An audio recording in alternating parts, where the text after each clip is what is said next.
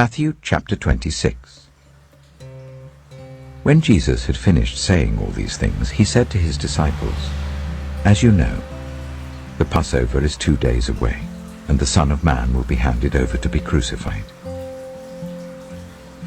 Then the chief priests and the elders of the people assembled in the palace of the high priest, whose name was Caiaphas, and they schemed to arrest Jesus secretly and kill him. But not during the festival, they said, or there may be a riot among the people. While Jesus was in Bethany, in the home of Simon the leper, a woman came to him with an alabaster jar of very expensive perfume, which she poured on his head as he was reclining at the table. When the disciples saw this, they were indignant. "Why this waste?" they asked. "This perfume could have been sold at a high price and the money given to the poor." Aware of this, Jesus said to them, "Why are you bothering this woman? She has done a beautiful thing to me. The poor you will always have with you, but you will not always have me. When she poured this perfume on my body to prepare me for burial. Truly I tell you, wherever this gospel is preached throughout the world, what she has done will also be told in memory of her." Then one of the 12, the one called Judas Iscariot, went to the chief priests and asked, "What are you willing to give me if I deliver him over to you?" So they counted out for him 30 pieces of silver. From then on, Judas watched for an opportunity to hand him over. On the first day of the festival of unleavened bread, the disciples came to Jesus and asked, "Where do you want us to make preparations for you to eat the Passover?" He replied, "Go into the city to a certain man and tell him, 'The teacher says, my appointed time is near. I'm going to celebrate the Passover with my disciples at your house.'" So the disciples did as Jesus had directed them and prepared the Passover.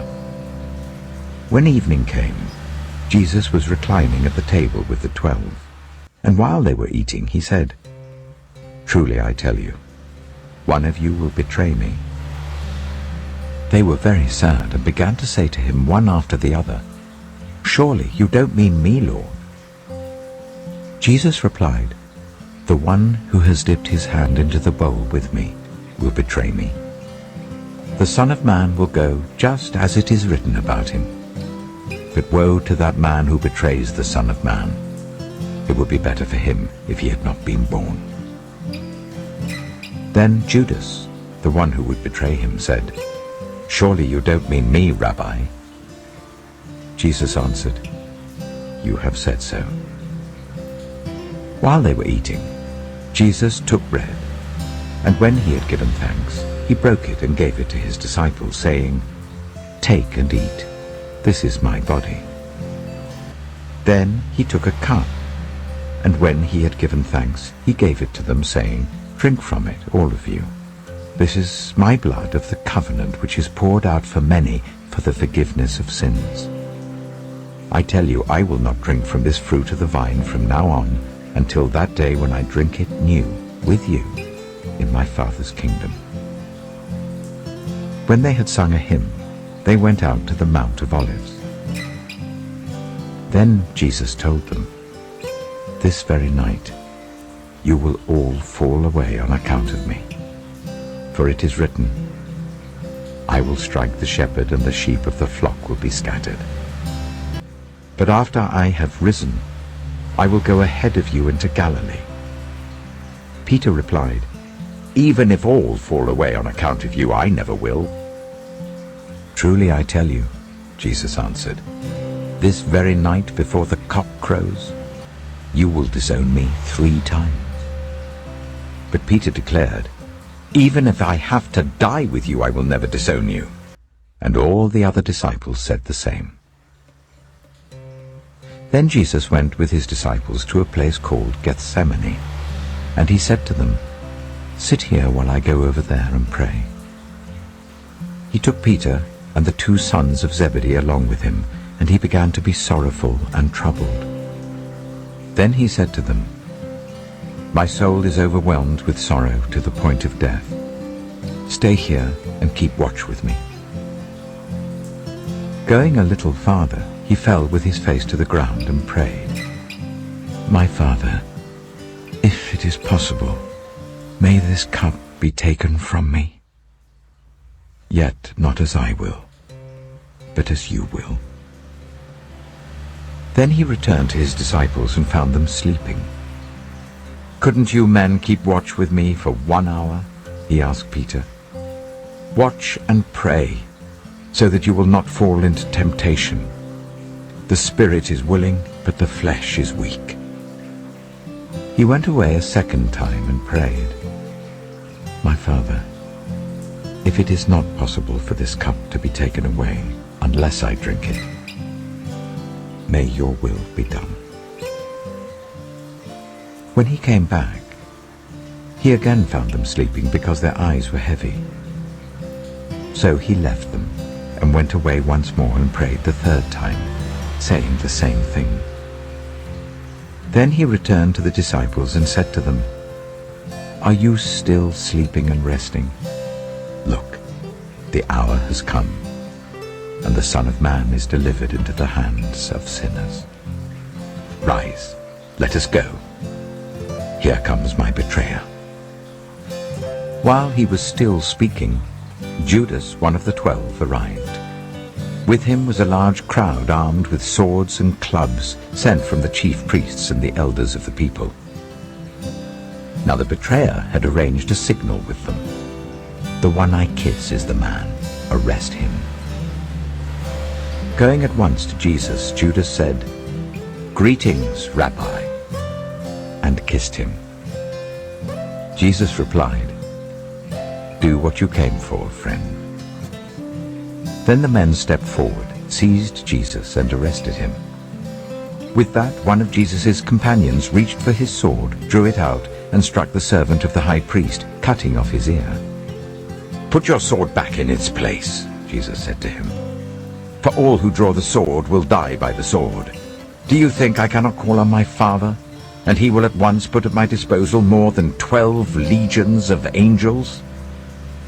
But how then would the scriptures be fulfilled that say, 'It must happen in this way'?"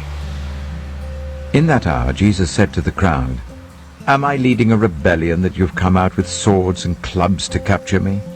Every day I sat in the temple courts teaching, and you did not arrest me. But this has all taken place that the writings of the prophets might be fulfilled." Then all the disciples deserted him and fled. Those who had arrested Jesus took him to Caiaphas, the high priest, where the teachers of the law and the elders had assembled. But Peter followed him at a distance, right up to the courtyard of the high priest. He entered and sat down with the guards to see the outcome. The chief priests and the whole Sanhedrin were looking for false evidence against Jesus, so that they could put him to death. But they did not find any, though many false witnesses came forward. Finally, 2 came forward and declared, "This fellow said, 'I am able to destroy the temple of God and rebuild it in 3 days.'" Then the high priest stood up and said to Jesus, "Are you not going to answer? What is this testimony that these men are bringing against you?" But Jesus remained silent. The high priest said to him, "I charge you under oath by the living God. Tell us if you are the Messiah, the Son of God." "You have said so," Jesus replied. "But I say to all of you, from now on you will see the Son of Man sitting at the right hand of the Mighty One and coming on the clouds of heaven." Then the high priest tore his clothes and said, "He has spoken blasphemy. Why do we need any more witnesses? Look, now you have heard the blasphemy.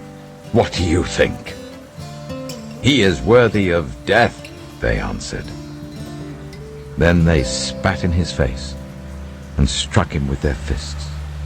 Others slapped him and said, "Prophesy to us, Messiah. Who hit you?" Now Peter was sitting out in the courtyard, and a servant girl came to him. "You also were with Jesus of Galilee," she said. But he denied it before them all. "I don't know what you're talking about," he said. Then he went out to the gateway, where another servant girl saw him and said to the people there, "This fellow was with Jesus of Nazareth." He denied it again with an oath. "I don't know the man." After a little while, those standing there went up to Peter and said, "Surely you are one of them. Your accent gives you away." Then he began to call down curses, and he swore to them, "I don't know the man." Immediately a cock crowed. Then Peter remembered the word Jesus had spoken, "Before the cock crows, you will disown me 3 times." And he went outside and wept bitterly.